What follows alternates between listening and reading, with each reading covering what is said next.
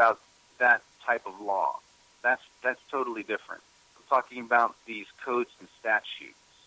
And, right. And so, does that make sense so far? What I'm saying? Yeah, definitely. Matter of fact, I just love that that thought that this birth certificate that you have with the your name in capital letters represents something that most people have no clue about. Would you like to kind of flesh that out a little bit for most folks? Yeah, it represents it. It's a trust.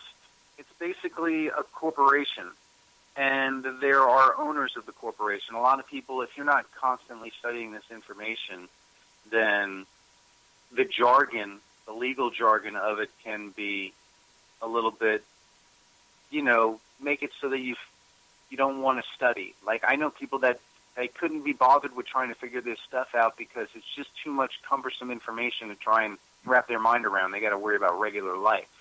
Right. Well, that's why I've been working on making this kind of simple for people to understand. And it should be simple.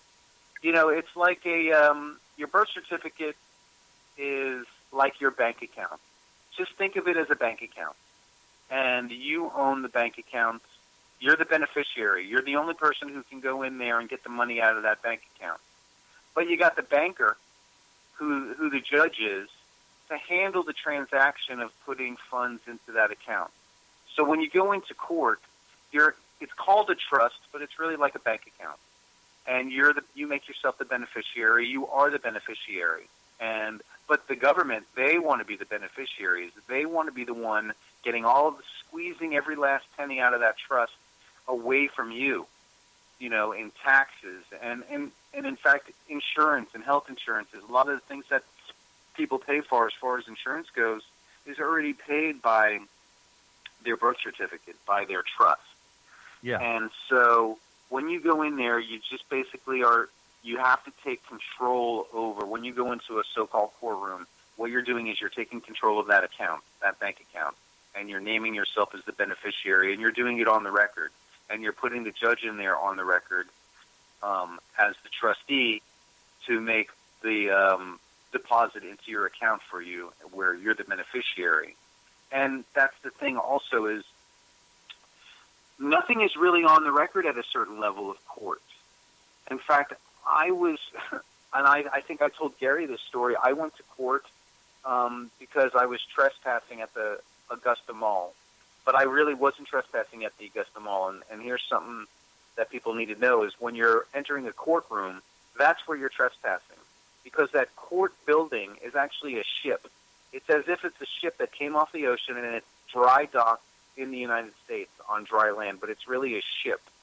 And it has a gold-fringed flag to signify that it's under admiralty law, and it's really the law of maritime and the ocean. So when I leave the state, like I was in Augusta, Georgia, I left Georgia, stepped into the Augusta County Courthouse, and stepped into a foreign vessel, and that's why I got charged with trespassing. So when you go in there, you're trespassing.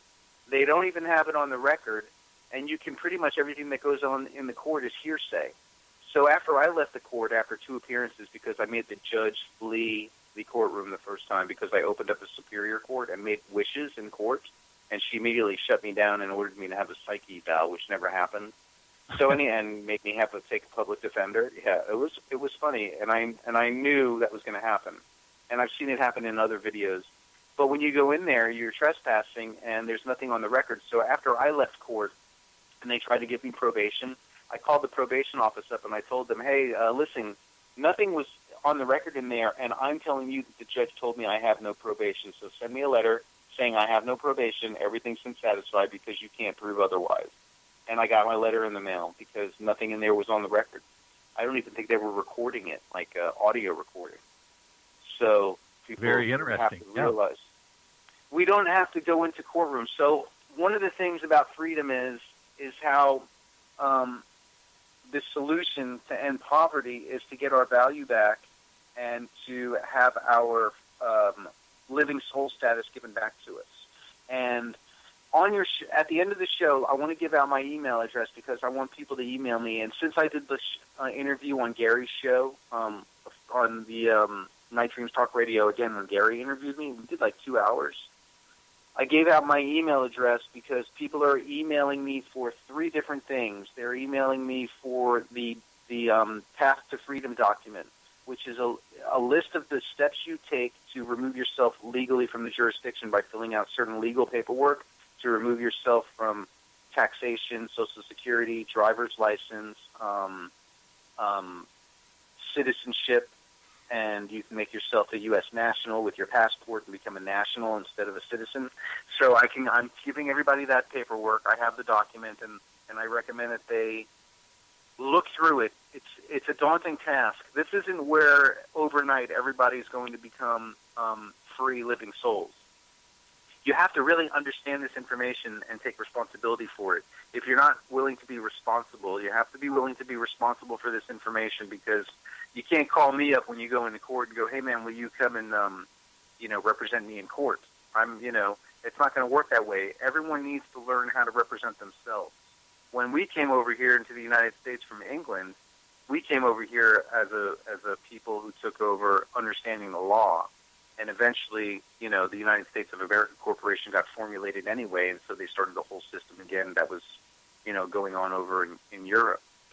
So another thing I wanted to ask you about is, and this is more towards the freedom and ending poverty, is, as a lawyer, are you trained in offer, acceptance, conditional acceptance, honor, and dishonor?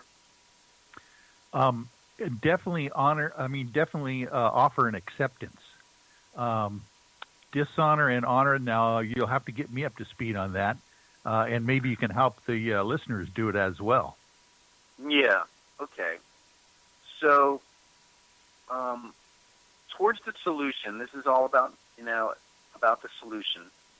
When you go into a courtroom, they always introduce the judge as the Honorable Judge such and such. And you know as well as I do as a lawyer that a court is there to answer a question. There's a question there's a question that needs to be answered. That's why you go into the courtroom. And the judge is honorable because they accept or conditionally accept offers, because it's also contract disputes. So under maritime admiralty law, if you go into what's called dishonor by not accepting or conditionally accepting an offer, then you're in dishonor, and that's an arrestable offense. So what we have here is a situation where you can maintain your freedom by being able to understand conditional acceptance.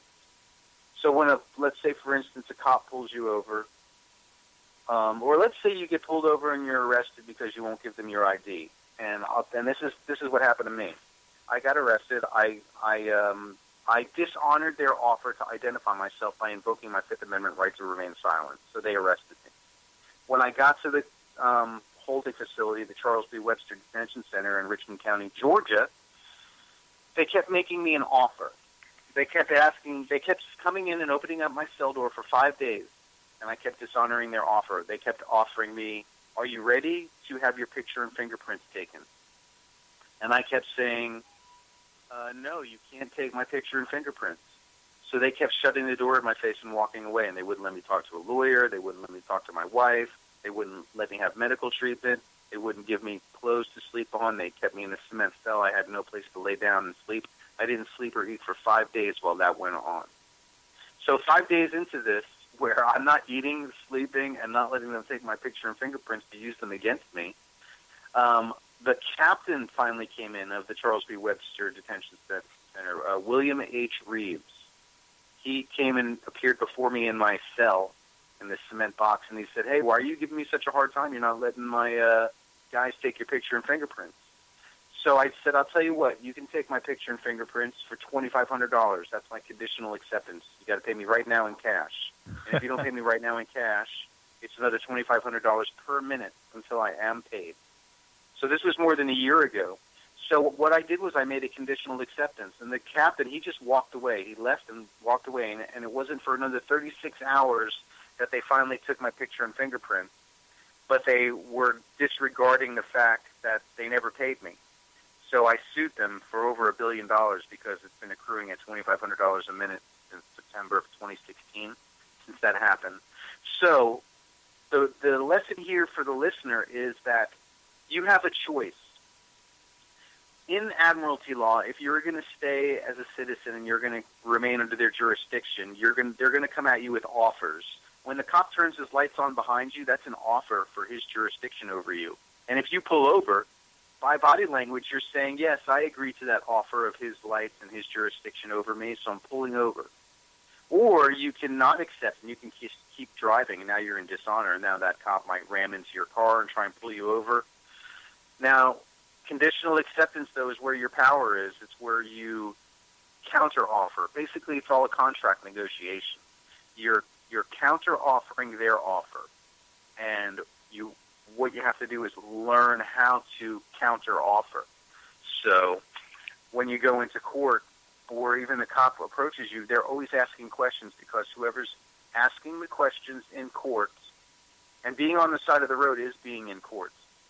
Whoever's asking the questions in court is in control of the court. So you want to be able to take control of the court by being the one asking questions. And that comes with a condition. It's really also a conditional acceptance, Yeah. So that's part of it. And with the conditional acceptance and honor and dishonor, I wanted to get into the part about I want to talk about how to end poverty with the promissory note and legal tender and monetary system. But before that... Yeah, before we do that, I have one follow-up question regarding the old idea of the jurisdiction that you give to a traffic officer who pulls you over. What is your opinion about being, they always make you or ask you to sign the ticket itself, the moving violation. What is your opinion of being able to sign that, but with the note of being under duress, your signature, and citing the specific uniform commercial code that would apply to your signing under duress? Have you ever heard of that, and how does that work for you? Yeah. When I signed for my fingerprints at the Charles B. Webster Detention Center in Richmond County, Georgia, I actually, it was electronic digital signature, and I printed with my finger in the signature block under duress. There you go. So they couldn't really dispute that. Now, I received a citation in Denver, Colorado, and I didn't sign it. They just gave it to me. In fact, I wouldn't even take it from them. The cop actually left it on a brick wall that I was standing next to, unsigned, and not even physically handing it to me physically. She just said, I'm leaving it here, it's yours, it's been delivered. But I never signed it. So I believe in some states, or states are really countries that are governed by a governor, that in some states you might not have to sign the citation anymore, that they're just unilaterally making it an enforceable contract against your will, whether you want to or not. And then if you don't appear in their court, they suspend your license and issue a warrant for your arrest. It seems like it's becoming more and more oppressive. So if I was going to... What I learned about signatures, autographs, and citations is that now you don't even have to sign them. And if you don't sign them, I don't think there's any negative consequences. They just issue it to you. At least that's what's happened to me in that one case. And they'll put a warrant out for your arrest if you don't show up. But the signature, and this is something that I learned from federal postal judge, I don't know if you've heard of him, David Wynn Miller. His name is spelled David, D-A-V-I-D, and then Wynn is W-Y-N-N. Miller is his last name. He recently passed away. But he was a federal postal judge, and he put out the information about... He put out a lot of videos and information and even a lot of written documentation about the signature versus the autograph.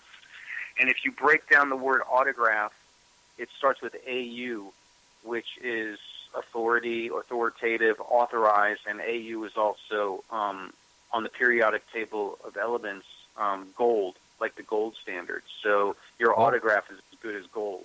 Whereas the yeah, exactly, because here's the deal.